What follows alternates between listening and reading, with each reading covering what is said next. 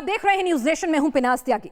खबर cut to cut के special में आज आपको सबसे पहले दिखाते हैं मूसलाधार मुसीबत की वो मार जिससे बिहार करहा रहा है। बिहार में लगातार होती बरसात बढ़ती चली गई और हालात ऐसे हो गए कि बिहार के 3 बड़े जिले बाढ़ की चपेट में आकर पानी पानी हो गए। आपको बताएंगे आखिर चंद दिनों में ऐसा क्या हुआ कि बिहार में बरसते बादल आउट ऑफ कंट्रोल हो गए और कैसे समंदर से पैदा हुई आफत सैलाबी सितम बनकर बिहार पर टूट पड़ी।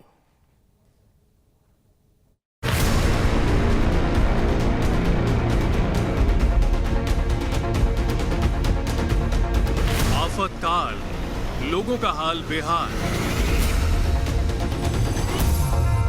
उफान पर नदियां, लहरों का शोर, खतरे में जिंदगी, पानी हर ओर। बिहार में बार बार मूसलाधार बरसात ने कोरोना से जैसे तैसे उभरे सूबे को दोबारा निशाने पर ला दिया है। आज हम आपको बताएंगे ऐसा क्या हुआ कि बिहार में बारिश थमने का नाम नहीं ले रही है। आखिर क्यों बिहार की नदियां लगातार उफान पर हैं? लेकिन पहले देखिए बिहार में बर्बादी की बाढ़ की ग्राउंड रिपोर्ट। बिहार के मोतिहारी में बारिश के बाद हालात कितने बदतर हो गए हैं, ये तस्वीर उसकी गवाह है। पूर्वी चंपारण के बंजरिया इलाके में आसमान से ऐसी आफत बरसी कि लोग कराह उठे। इस इलाके के दर्जनों गांव टापू में तब्दील हो गए। जहां कभी सड़कें और गलियां होती थी, वहां सैलाब का बसेरा है। यहां लोगों का बस एक ही सहारा है, नाव। अब इस तस्वीर को देखिए। आफतकाल के बीच एक महिला की अचानक तबीयत खराब हो गई, लेकिन सैलाब में डूबे इस गांव में एम्बुलेंस बमुश्किल आ पाती है। इसलिए आनन फानन में महिला को नाव के जरिए अस्पताल ले जाया गया। गोपालगंज में भी कमोबेश मोतिहारी जैसे ही हालात हैं। यहां भी गांव दरिया बन गया है। हर जगह पानी का कब्जा है। सैलाब के बीच लोग जिंदगी गुजारने को मजबूर हैं। सड़कें गायब हो गई हैं। लोग एक जगह से दूसरी जगह जाने के लिए नाव का इस्तेमाल कर रहे हैं।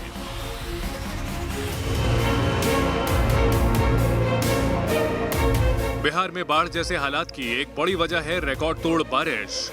बिहार में बारिश और नदियों का जलस्तर कई सालों का रिकॉर्ड तोड़ रहा है। कई जिले ऐसे हैं जहां इस बार सामान्य से ज्यादा बारिश दर्ज की गई है। बिहार की नदियां उफान पर है। गंगा, सोन और पुनपुन का बढ़ता जल स्तर अब चिंता का सबब बनता जा रहा है। जून के महीने में कई साल गुजरे जब लोगों ने 47.17 मीटर जून के महीने में गंगा का स्तर देखा होगा। जी हाँ, 48.36 डेंजर लेवल है। और अभी जून के मिड में यानी अभी जो परिस्थिति है वो ये है कि गंगा 47.17 मीटर के आसपास दिख रही है। तस्वीर दिखाएं गंगा की विस्तारित तस्वीर, तो देखिए किस तरीके से गंगा का इस वक्त वेग है। सामने एक नाव आपको दिख रही होगी जो चलने की सीधी कोशिश कर रही है, लेकिन वो नाव बहते हुए आगे की तरफ जा रही है। आखिर बिहार पर यह आफत क्यों और कैसे आई, इसका एक ही जवाब है, सामान्य से ज्यादा बरसात, जिसे आप आंकड़ों से समझ सकते हैं। जून के महीने में बिहार में सामान्य से 181% ज्यादा बारिश हुई है। जहां 1 जून से 21 जून तक बिहार में आमतौर पर 92.9 मिलीमीटर बारिश होती थी, वहीं इस साल 261.3 मिलीमीटर बारिश हुई है। यही वजह है कि बिहार में कई नदियां उफान पर हैं। गंगा, पुनपुन, गंडक और सोन नदियां तो खतरे के निशान के करीब हैं। पिछले 4 दिनों में गंगा, सोन और पुनपुन के जलस्तर में 3 से 5 मीटर की बढ़ोतरी हुई है। पटना के गांधी घाट पर गंगा 47.17 मीटर यानी खतरे के निशान के महज 1 मीटर नीचे बह रही है। हर बीतते घंटे के साथ गंगा का जलस्तर भी बढ़ता जा रहा है। अगर जल्द बारिश नहीं थमी तो अगले 36 से 48 घंटे में दोनों नदियां लाल निशान के पार चली जाएंगी। नॉन स्टॉप बारिश की वजह लो प्रेशर सिस्टम। बिहार समेत पूर्वी यूपी में पिछले कुछ दिनों से लगातार बारिश ने लोगों का जीना मुहाल कर रखा है। लोग एक ही सवाल पूछ रहे हैं कि आखिर ये बारिश कब बंद होगी। नॉन स्टॉप बरसती आफत का एक ही जवाब है, बिहार और यूपी के आसमान पर बना लो प्रेशर सिस्टम। ये कम दबाव का क्षेत्र सबसे पहले बंगाल की खाड़ी के ऊपर बना था। वहां से ये पहले ओडिशा आया और फिर झारखंड के रास्ते बिहार और पूर्वी उत्तर प्रदेश पहुंच गया।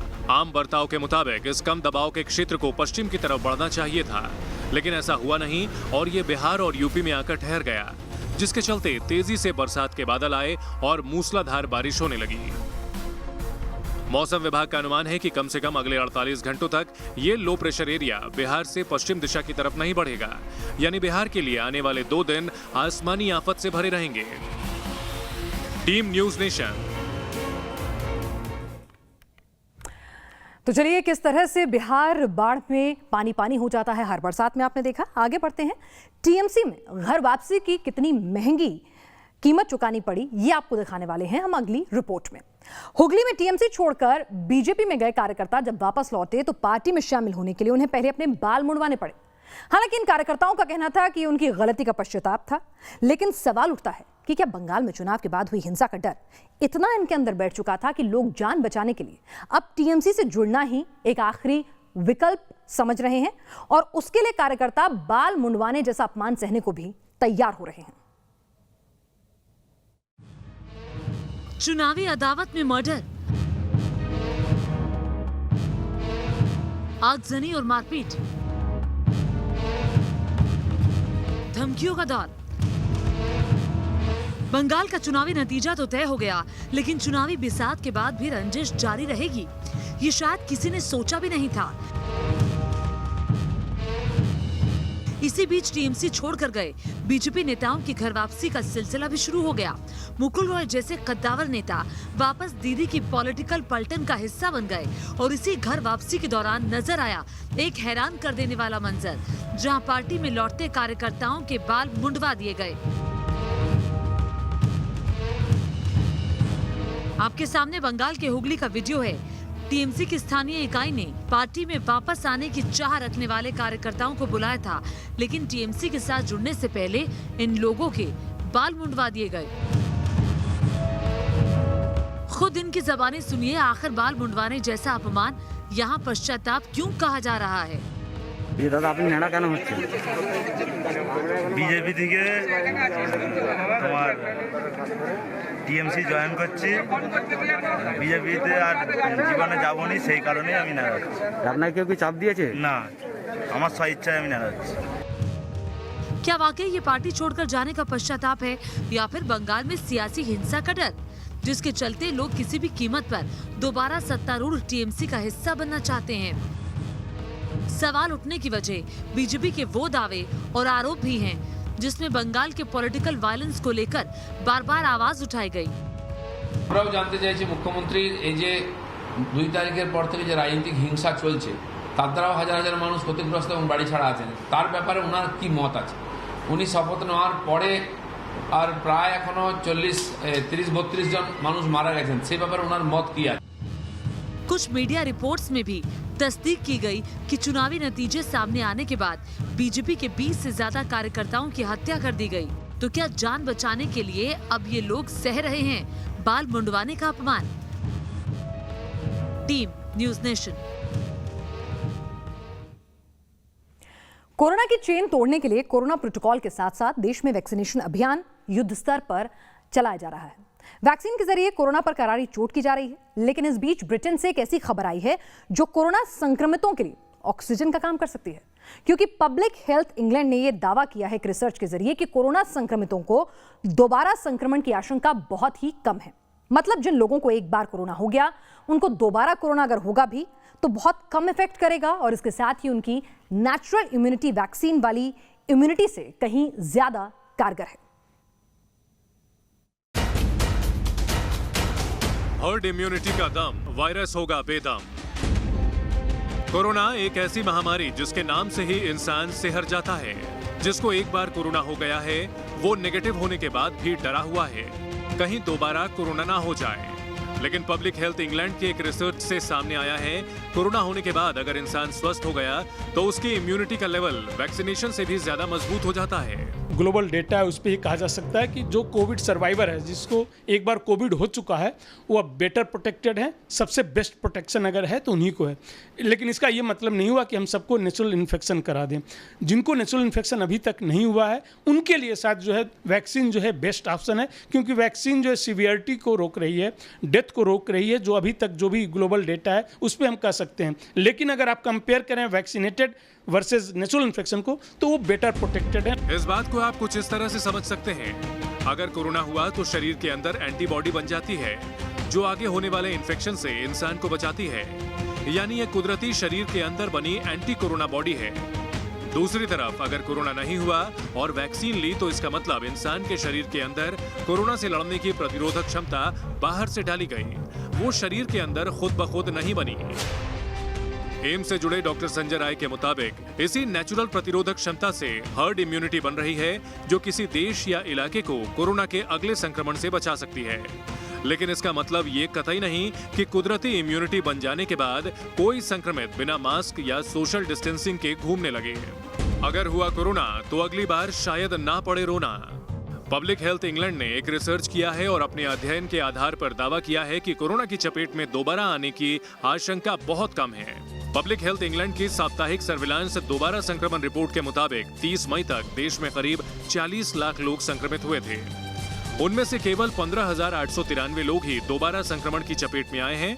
मतलब दोबारा संक्रमण की दर महज 0.4% रही। 0.4% में री इन्फेक्शन आया 40 लाख लोगों में, और वो सारे मिला के री इन्फेक्शन, जो उन्होंने प्रोबेबल केस भी कहा, कुछ केसेस को कहा कि कंफर्म है, बट ज़्यादा उन्होंने कहा कि संभावना है कि वो री इन्फेक्शन होगा। इन सारों को मिला के देखने के बाद 0.4% आया। नेचुरल इन्फेक्शन जो है बेटर और लॉन्गर ड्यूरेशन ऑफ प्रोटेक्शन करता है, एक जो इससे मैसेज आता है। दूसरा जो है री इन्फेक्शन के चांस बहुत ही कम है, और थर्ड जो है कि अगर इन्फेक्शन होता भी है तो सीवियरिटी नहीं है। इसमें उन्होंने यही दिया है कि ऑलमोस्ट मेजॉरिटी जो है जिनको इन्फेक्शन हुआ भी वो एसिम्प्टोमेटिक थे। दोबारा कोरोना ना होने की एक बड़ी वजह शरीर के अंदर बनी प्राकृतिक प्रतिरोधक क्षमता है, तो दूसरी बड़ी वजह है एहतियात का स्तर बढ़ना। एक बार कोरोना की चपेट में आने के बाद ज्यादातर मामलों में मरीजों ने मास्क और हाथ धोने जैसी सावधानियों का ज्यादा कड़ाई के साथ पालन किया। ये भी एक वजह है कि उन्हें दोबारा कोरोना संक्रमण नहीं हुआ। डॉक्टर संजय राय ये भी मानते हैं कि पब्लिक हेल्थ इंग्लैंड की तर्ज पर अगर हिंदुस्तान में भी स्टडी की जाए तो इसके बहुत बड़े परिणाम सामने आ सकते हैं, जिसमें पहला बड़ा नतीजा हो सकता है वैक्सीन का सही इस्तेमाल। यानी अगर किसी शख्स को कोरोना हो गया तो उसके शरीर के अंदर प्रतिरोधक क्षमता कुदरती तौर पर बन चुकी है। वहीं जिसे कोरोना नहीं हुआ है उस शरीर को प्रतिरोधक क्षमता यानी वैक्सीन की ज्यादा जरूरत है।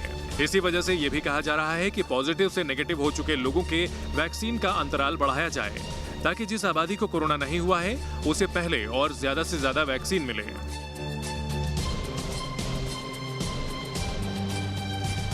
भारत में कोरोना से करीब 3 करोड़ लोग संक्रमित हो चुके हैं, यानी तकरीबन 3 करोड़ वैक्सीन को डाइवर्ट किया जा सकता है। अगर जब तक हमारे पास ये डेटा नहीं आ जाता कि उनको वैक्सीन देने से कोई फ़ायदा, अभी तक कोई उनको देने से कोई फ़ायदा नज़र नहीं आता, वह जो एक वेस्ट होगा डोज वह किसी नीडी को दिया जा सकता है।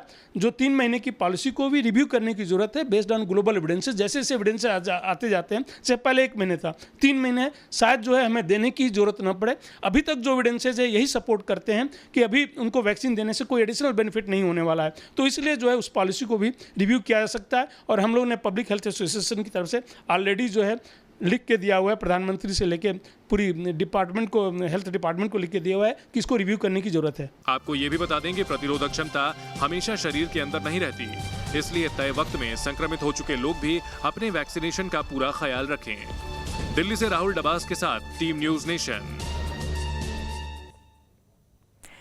कोरोना की वजह से छोटे बड़े उद्योगों सभी पर बुरा असर पड़ा है। जो लोग हिंदुस्तान में कारोबार करते हैं वो तो परेशान हैं ही, लेकिन जिन लोगों की नौकरी या फिर कारोबार विदेश में है उनके सामने वैक्सीन पासपोर्ट एक बड़ी परेशानी खड़ी कर रहा है। क्योंकि जब तक वैक्सीन नहीं लगेगी तब तक पासपोर्ट नहीं मिलेगा, वैक्सीन पासपोर्ट। और जिन लोगों को वैक्सीन की डोज लगी भी है उनको भी विदेश जाने की अनुमति फिलहाल नहीं है। ऐसे में ये लोग खासी परेशानी में हैं। इंग्लैंड की रिपोर्ट के दावे को माने तो इस वक्त नेचुरल इम्यूनिटी के आधार पर भी पासपोर्ट जारी होना चाहिए, क्योंकि कोरोना से संक्रमित शख्स के अंदर ज्यादा हुई इम्यूनिटी है जो वैक्सीन से कहीं ज्यादा कारगर है। यानी कि अगर किसी व्यक्ति को कोरोना हुआ है और उसने वैक्सीन नहीं ली है रूल्स के मुताबिक, तो उसे विदेश जाने की इजाजत होनी चाहिए। इसी वजह से वैक्सीन को पासपोर्ट या वीजा का आधार बनाने की बजाय हर्ड इम्यूनिटी की स्टडी कर उसे पासपोर्ट का आधार बनाना चाहिए, यानी कि एंटीबॉडी टेस्ट को तरजीह दी जानी चाहिए। अब तक वैक्सीनेशन के आधार पर ही विदेश यात्रा मुमकिन हो पा रही है। कुछ देश तो ऐसे भी हैं जो कोविशील्ड लेने वाले लोगों को वैक्सीन पासपोर्ट नहीं दे रहे, कुछ लोग कोवैक्सीन नहीं मान रहे हैं। तो ऐसे में काफी दिक्कत आ रही है उन लोगों के लिए जो विदेश जाना चाहते हैं। आगे बढ़ते हैं। क्या एक बार फिर यूएफओ दिखा? ये हम इसलिए कह रहे हैं कि गुजरात में इस तरह की खबरें फैल गई। रात को कुछ ऐसा दिखा गुजरात में, जूनागढ़ में, जहां पर पूरे देश के लोगों के लिए वो वीडियो सुर्खियों का सबब बन गया। रात के काले आसमान को चीरती कुछ रोशनियां गुजरात के जूनागढ़ के आसमान में नजर आईं। इन रोशनियों को लोगों ने अपने मोबाइल कैमरों में कैद किया और फिर सर्कुलेट किया और उसके बाद अलग अलग किस्म के सवाल पैदा हो गए। कुछ लोगों को लगा मानो ये सरहद पार से पाकिस्तान से आए कुछ फ्लाइंग ऑब्जेक्ट्स हैं, तो कोई कह रहा था यूएफओ हैं जिन पर एलियन सफर कर हिंदुस्तान की धरती पर आने वाले हैं। तो क्या है इन रहस्यमयी रोशनियों का सच? आइए करते हैं इसकी पड़ताल। काले आसमान में तैरती रोशनी क्या? 1 से 2, 2 से 4 होती रोशनी का राज क्या? जूनागढ़ की चमकती मिस्ट्री आखिर क्या? जूनागढ़ से आई ये 2 वीडियो गुजरात से लेकर देश और दुनिया में नई बहस की वजह बन गए हैं। पहले वीडियो में 2 रोशनियां आसमान में नजर आती और फिर एक एक कर आसमान में 8 से 10 चमकते गोले नजर आने लगते हैं और दूसरे वीडियो में इसी किस्म की 4 से 6 चमकती रोशनी नजर आती है।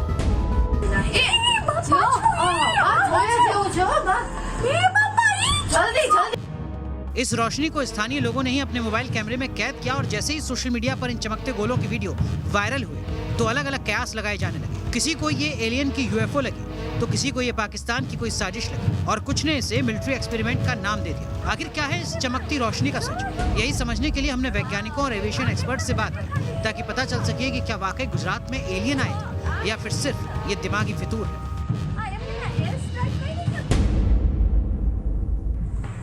जूनागढ़ के आसमान में अचानक नजर आए इन चमकते गोलों को अगर आप गौर से देखेंगे तो आपको एक सिमेट्री यानी एक तरह का बर्ताव नजर आएगा। पहले वीडियो में आपको तकरीबन 4 रोशनी नजर आएंगे जिनसे एक एक कर रोशनी के और गोले मानो निकलते हुए नजर आते हैं। अगर ये कोई गुब्बारा या पतंग होती तो ऐसी सिमेट्री आनी मुश्किल है क्योंकि हवा का बहाव किसी हल्के ऑब्जेक्ट को यूं सिमेट्री में नहीं रहने देगा। अब दूसरे वीडियो को देखिए, इस वीडियो में भी ऐसे ही चमकते गोले नजर आते हैं। फर्क सिर्फ इतना है कि दूसरे वीडियो में ये गोले तिरछी फॉर्मेशन में नजर आते हैं। न्यूज नेशन रिपोर्टर्स ने जब वैज्ञानिकों से बात की तो उन्होंने पैटर्न होने की बात तो कबूली, लेकिन यूएफओ के कयास को सिरे से खारिज कर दिया। आसमान में ये एक सीरीज में कुछ चमकीले बिंदु दिखाई देते हैं जो कि गोल गोल डिस्क की तरह से हैं। ये वास्तव में क्या है इनके बारे में कुछ नहीं कहा जा सकता क्योंकि ये तो कहना बेकार है कि यूएफओज हैं। और दूसरी बात ये है कि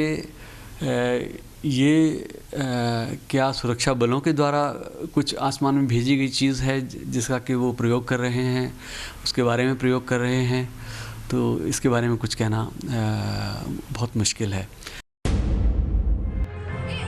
इन चमकती रोशनियों को लेकर एक और कयास लोगों के जहन में, वो ये कि ये किसी किस्म का मिलिट्री एक्सपेरिमेंट हो सकता है जिसके जरिए ऐसे पैटर्न में उड़ने वाले ऑब्जेक्ट्स की टेस्टिंग की जा रही होगी या फिर ये जासूसी करने वाले उपकरण भी हो सकते हैं। अगर ये उड़ने वाले मिलिट्री उपकरण हैं तो क्या ये छोटे या बड़े ड्रोन थे? क्या ये किसी किस्म के विमान थे या फिर कोई रडार थे जो शायद जासूसी कर रहे हों या मौसम की जानकारी जुटा रहे हों? अगर आप किसी मिलिट्री प्लेन को रात में उड़ते देखेंगे तो आपको नजर आएगा कि विमान अधिकतर पहले से तय रास्ते पर ही उड़ते हैं और उनकी लाइट्स आमतौर पर 1 या 2 होती है, लेकिन इन रोशनियों में 4 से 5 लाइट्स एक साथ एक लाइन में नजर आती हैं, यानी इनके किसी किस्म के विमान या बड़े ड्रोन की संभावना कम है। लेकिन अगर और मगर के बीच जूनागढ़ के आसमान में नजर आई इन रोशनियों का राज अब तक बेपर्दा नहीं हुआ है। Team news nation. और पाकिस्तान के नापाक चेहरे पर कालिख पुतने वाली है, यानी पाकिस्तान ब्लैकलिस्ट होने वाला है। वजह है पेरिस में फाइनेंशियल एक्शन टास्क फोर्स यानी एफएटीएफ की प्लेनरी मीट, जिसमें पाकिस्तान की ब्लैकलिस्टिंग को लेकर चर्चा जारी है। अब से ठीक 3 दिन बाद यानी 25 तारीख को एफएटीएफ पाकिस्तान की किस्मत का फैसला करेगा। फिलहाल पाकिस्तान एफएटीएफ की ग्रे लिस्ट में है और पेरिस की मीटिंग तक पाकिस्तान को 3 शर्तें पूरी करनी है। इन शर्तों में पहली है पाकिस्तान साबित करे कि उसने पहले से तय किए गए आतंकियों के खिलाफ सख्त कानूनी कार्रवाई की है। दूसरी शर्त है कार्रवाई के जरिए पाकिस्तान साबित करे कि उसके कानूनी एक्शन से आतंकी तत्वों पर जरूरी प्रतिबंध लगाए गए हैं और संयुक्त राष्ट्र के अधिनियम 1267 के तहत डेजिग्नेट किए गए आतंकियों के आर्थिक लेन देन पर पाकिस्तान पूरी पाबंदी लगाए। आपको बता दें कि पाकिस्तान तकरीबन 3 साल से ग्रे लिस्ट में है। एफएटीएफ ने पाकिस्तान को 27 शर्तें पूरी करने की ताकीद की थी, लेकिन पाकिस्तान ने 3 साल में अब तक सिर्फ 24 शर्तें पूरी की हैं।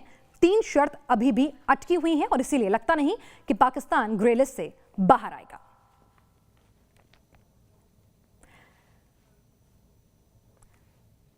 तो खबर कट टू कट में आज के लिए बस इतना ही। देश और दुनिया की तमाम अहम खबरों के लिए आप बने रहिएगा न्यूज नेशन के संग।